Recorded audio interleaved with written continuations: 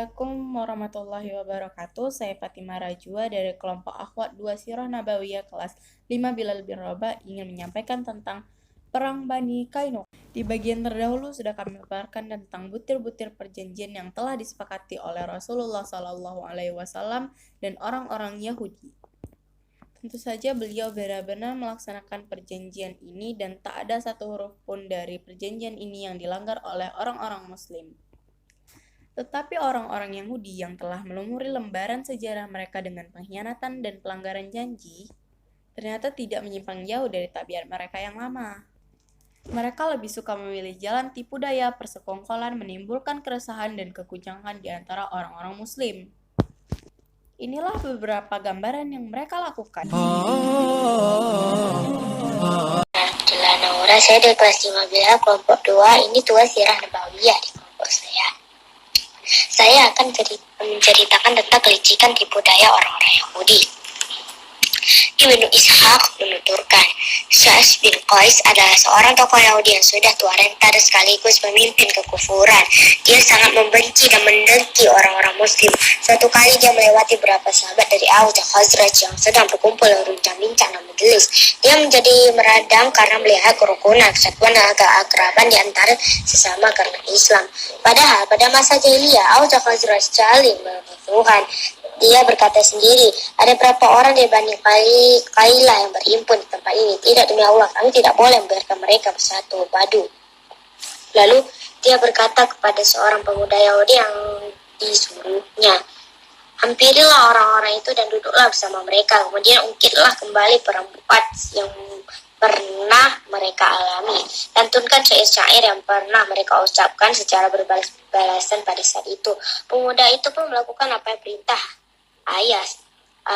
Akibatnya mereka saling membakalkan diri hingga ada dua orang melompat bangkit dan adu mulut secara sengit. Salah seorang di antara kedua berkata kepada yang lain, jika memang kalian menghendaki, saya ini pula kami akan menghidupkan kembali agar peperangan dari antara kita. Kedua belah pihak Aus dan Khazraj ikut terpancing. Lalu masing-masing mengambil senjatanya dan hampir saja adu fisik. Rasulullah SAW yang mendengar kejadian ini segera beranjak pergi beserta sahabat dan muhajirin yang menemui mereka. Beliau semua orang-orang Muslim, Allah. Rasulullah SAW yang mendengar kejadian ini segera beranjak pergi serentak sahabat dari muhajirin dan menemui mereka. Beliau bersabda, wahai semua orang Muslim, Allah, apakah masih ada seruan jahiliyah padahal aku ada di tengah-tengah kalian? Setelah Allah menunjuki kalian untuk memeluk Islam, memuliakan kalian, memutuskan urusan jahiliyah dari kalian, menyelamatkan kalian dari kekufuran dan menyatukan hati kalian dengan Islam, mereka pun sadar bahwa kejadian ini merupakan bisikan setan dan tipu daya musuh mereka. Akhirnya mereka menangis sesenggukan. Orang-orang Aus berpelukan dengan Khazraj. Lalu mereka beranjak meninggalkan tempat itu beserta Rasulullah SAW. Mereka semakin taat dan patuh pada beliau karena Allah telah memadamkan tipu daya musuh Allah. Kias. Inilah gambaran dari usaha orang Yahudi untuk membangkitkan keresahan dan guncangan di kalangan orang-orang Muslim. Mereka ingin memasang rintangan di hadapan dakwah Islam. Dan memang mereka mempunyai banyak cara untuk memuluskan rencana jahat mereka. Mereka orang-orang Yahudi yang selalu menyebarkan isu-isu dusta, menyatakan iman pada pagi hari dan kufur pada sore hari, dengan tujuan untuk membenamkan benih-benih keraguan di dalam hati orang Muslim yang masih lemah keimanannya. Mereka juga mempersulit kehidupan orang-orang mukmin yang punya hubungan material dari mereka.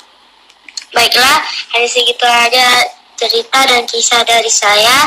Assalamualaikum warahmatullahi wabarakatuh. Assalamualaikum warahmatullahi wabarakatuh. Saya Aisyah Hafiqah akan membacakan tentang Bani Qainuqa melanggar perjanjian. Setelah orang-orang Yahudi mengetahui bahwa Allah mengeluarkan pertolongan kepada orang-orang mukmin di medan perang perang Badar, persatuannya semakin mantap dan disegani siapapun, maka kebencian mereka semakin menjadi-jadi. Mereka semakin berani memperlihatkan permusuhan dan keinginan untuk melanggar perjanjian yang sudah disepakati. Tokoh dan pemimpin mereka yang paling menonjol serta paling jahat adalah Ka'ab bin al-Ashraf. Sedangkan dari 3 golongan mereka yang paling jahat adalah Yahudi, Bani Qainuqa. Mereka menetap di dalam Madinah sebagai perajin perhiasan, pandai besi, pembuat berbagai perkalas dan bejana. Karena pekerjaan tersebut mereka memiliki sekian banyak orang yang pandai membuat perangkat-perangkat perang. Sementara mereka juga mempunyai 700 prajurit perang.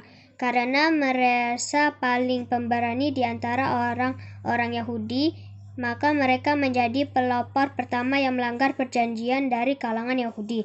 Setelah Allah memberikan kemenangan kepada orang-orang Muslim di Badar, justru kelaliman Yahudi Bani Qainuqa semakin menjadi-jadi. Mereka semakin berani dan lancang, mengolok-olok, mengejek, dan mengganggu orang-orang Muslim yang datang ke pasar mereka.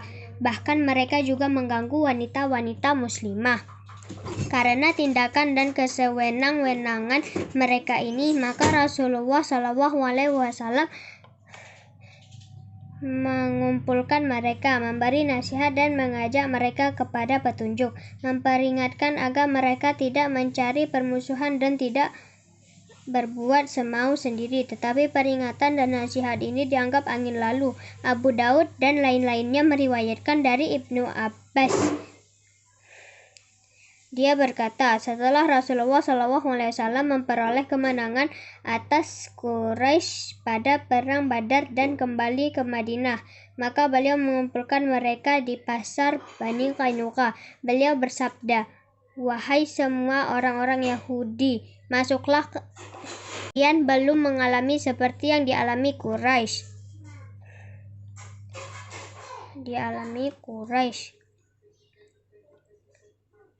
Mereka menjawab, "Hai Muhammad, janganlah engkau terpedaya oleh dirimu sendiri. Karena engkau telah berhasil membunuh beberapa orang Quraisy. Mereka adalah orang-orang bodoh yang tidak tahu cara berperang. Andaikan saja engkau berperang dengan kami, tentu engkau akan tahu bahwa kamilah orangnya. Engkau tentu belum pernah bertemu dengan orang-orang yang seperti kami. Karenanya Allah menurunkan ayat, Qul lilladzina kafaru satughlabuna wa tuhsyaruna ila jahannam wa bi'sal mihad.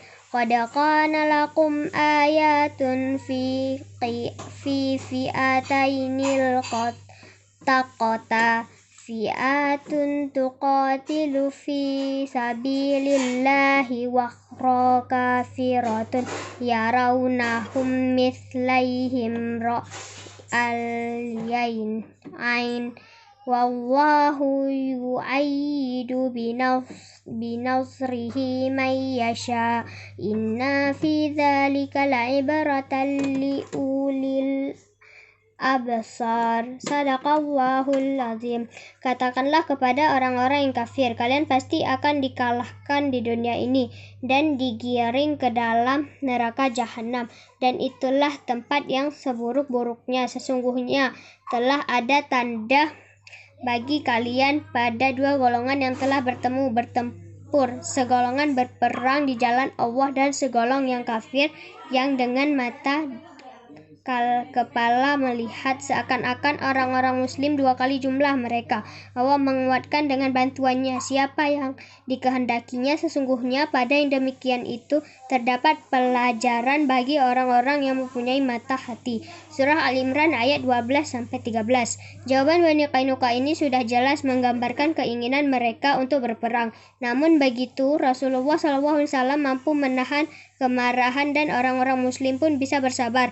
Mereka menunggu apa yang bakal terjadi pada hari-hari berikutnya. Orang-orang Yahudi Bani Qainuqa semakin bertambah lancang dan berani. Karena mulai muncul keresahan di Madinah, mereka sengaja mempersempit penghidupan penduduk Madinah dan menutup pintu-pintunya.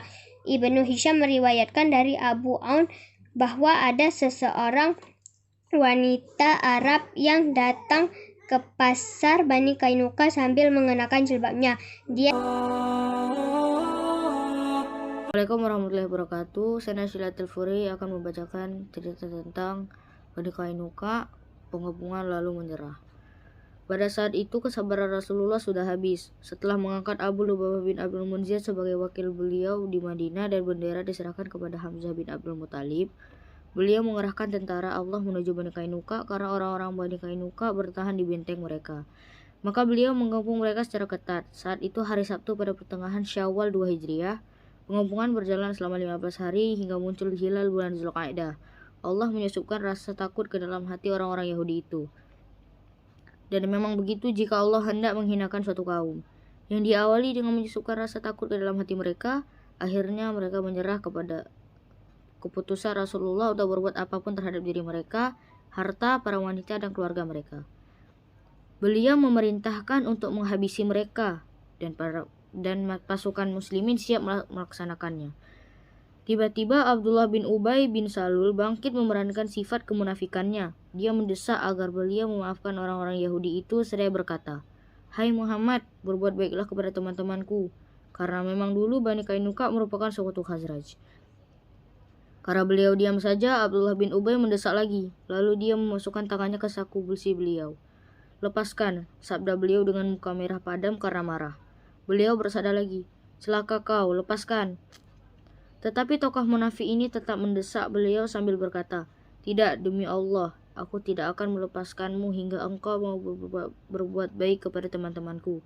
Dengan mengerahkan 400 orang tanpa mengenakan baju besi dan 300 orang yang mengenakan baju besi. Mereka pernah menghalangiku untuk berperang dengan berbagai kaum. Tetapi apakah justru engkau akan membantai mereka hanya dalam satu saat? Demi Allah, aku khawatir akan timbul bencana di kemudian hari. Akhirnya Rasulullah mau memperhatikan apa yang dikatakan orang munafik ini, yang memperlihatkan keislaman hanya semenjak sebulan sebelumnya. Karena desakannya itu beliau mau bermurah hati kepada mereka. Beliau memerintahkan agar orang-orang Yahudi Bani Qainuqa meninggalkan Madinah sejauh-jauhnya dan tidak boleh hidup bertetangga. Maka mereka pergi ke perbatasan Syam dan tiada seberapa lama banyak di antara mereka meninggal dunia. Sementara itu beliau menahan harta benda mereka. Beliau sendiri mengambil 3 keping uang, 2 baju besi, 3 pedang dan 3 tombak serta 1/5 harta rampasan. Yang bertanggung jawab mengumpulkan semua harta rampasan perang adalah Muhammad bin Maslamah. Sekian, terima kasih.